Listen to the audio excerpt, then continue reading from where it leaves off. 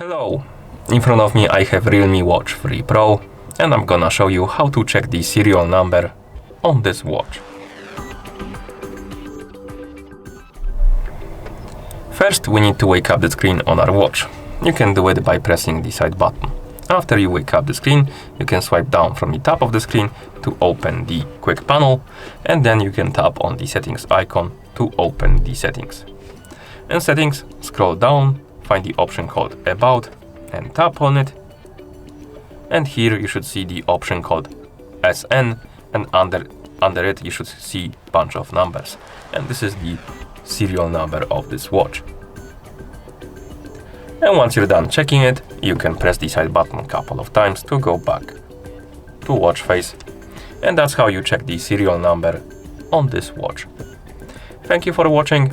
If you found this video helpful, please consider subscribing to our channel and leaving the like on the video.